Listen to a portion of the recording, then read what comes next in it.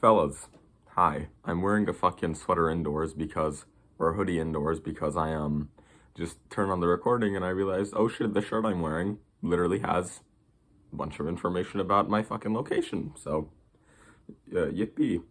What is today's video about? It's not about that. It's about being actually bought into your training. If you find yourself demotivated, sucking penis, only training when you like really feel like it and when you really have to use like all the hype music, this video may be for you. Let me tell you a tiny bit of a story. Actually, that's a lie. I have not myself had much of an issue with this, except for like a couple of weeks at a time. And especially now, I think I'm doing a very good job of it. So, what do I mean by being bought into your training? If you watch the Berserk Method 2024 or 2023 video, yeah, one of them, you'll know that Mr. Paris Butler talks about this exact concept. And I thought it was genius, but I also didn't exactly know what it meant at the time. And then I just started, like when I'm running the program that I'm currently running, it's like, oh shit, I'm bought into this. This is what he was talking about. So what do I mean by this? I mean knowing that the things you do in the gym are getting you jacked, and sincerely believing that. So what does that look like for me? For me specifically, the moment this really changed is when I got the fucking, it's right here. I got this fucking weighted belt. Bells of Steel. Not sponsored yet. But basically, hold on. Let me put this fucking, okay, that was it's a cool noise. When I got that weighted belt, started doing fucking weighted dips and pull-ups with it, I was just like, okay, yeah, this feels right. Like, I know this is gonna get me monstrously fucking jacked and strong in the long term. And it may be something else for you. It may be learning a calisthenic skill. It may be learning a martial art in addition to whatever you're doing in the gym. It may be fucking, I don't know, man, it may be parkour. But there just needs to be something that you're like, okay, I know for a fact this is gonna work. This is gonna be fucking lit. What does the opposite of this look like? Let's say, this is like the leading a horse to water but you can't make it drink thing. Let's say you have a friend who's like a fucking, I don't know how to use the term now, but it's like a not intermediate, fuck me. He's like a beginner in the gym, and he wants you to make him the best routine. So he asks you, obviously, and then you do it to the best of your abilities. You're like, oh shit, I'm a programming fucking genius. Surely there will be no issues with this. And then he tries to run the program, and then he gets demotivated and shits himself and dies. Shits himself and dies within like the first 20 minutes. Or the first couple of weeks. There's an issue here. Because just imagine for a moment, you don't even have to use optimal as in like the fucking Dr. Mike curl where you're fucking laying completely flat and you go like, or whatever. You don't even have to use like optimal to mean the Jeff Nippert fucking crossbody pull down. But optimal as in like, even probably let's say like the best training we know for naturals, which is like a conglomerate of all the Noble Natty's training philosophy. So we make this fucking beginner do like a bunch of preacher curls, bunch of fucking seal rows, front squats, upright rows, like whatever. We make them do a bunch of weighted calisthenics. We make them do like, what else do we think is good? RDLs, reach RDLs, all these fucking exercises that have been like trial and errored to work the best. And we just throw them in a program, we make a good program out of them, and we just go, hey, here you go, run it.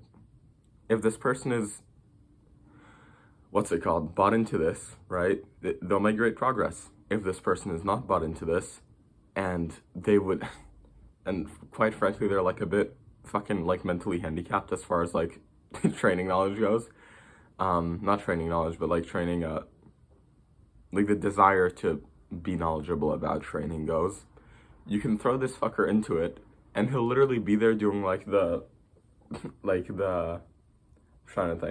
natural hypertrophy form pull-ups where you fucking don't let yourself dead hang, you don't You don't let yourself protract at the top, and he won't enjoy it, and he won't make as much progress as like if he, let's say the thing that he really is into and really is bought into is like, I don't know, he watched Baki and he saw Baki do a bench press once and then like just climb a mountain.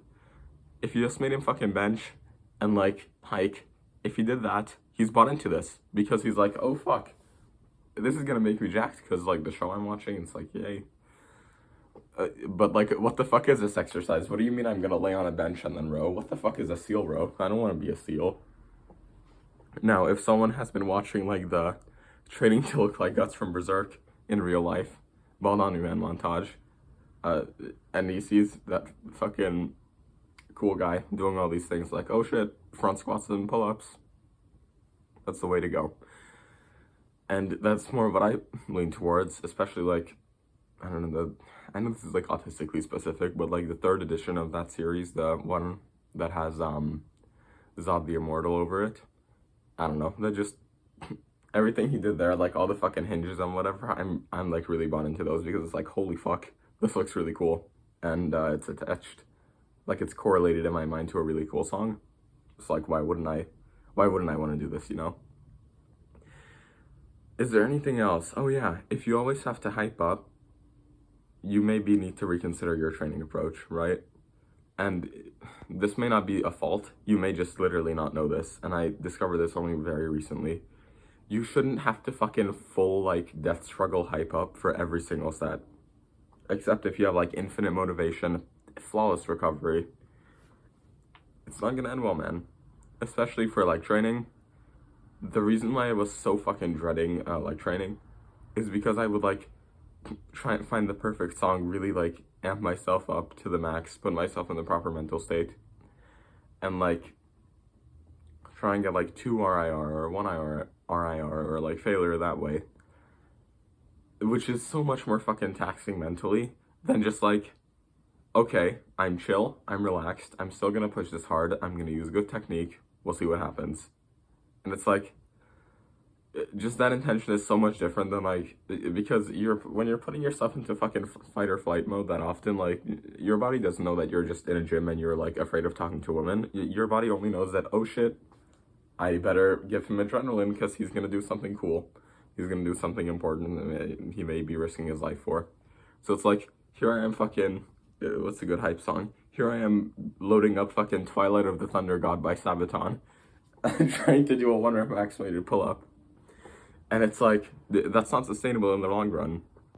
So now, I honestly just like either listen to, on my arm day, I listen to fucking hype songs because I could push those sets to failure and they're not that systemically taxing. Like today I'm gonna do legs.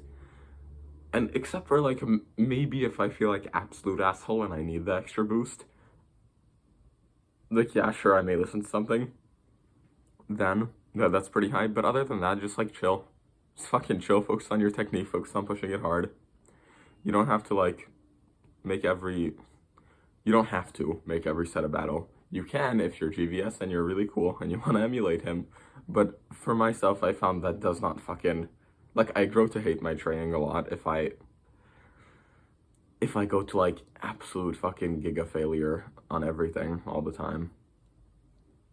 I still go to like, so, I don't know, because there are so many different types of failure around there. Like, what Dr. Mike would consider failure, like where he stops, from what I've seen in the videos, where he stops the sets at, it's like form failure, right? Whereas like there's fucking Jeffrey Rarity Schofield who like goes fucking absolutely nuts and fucking goes like negative reps in reserve from all these other people's point of view.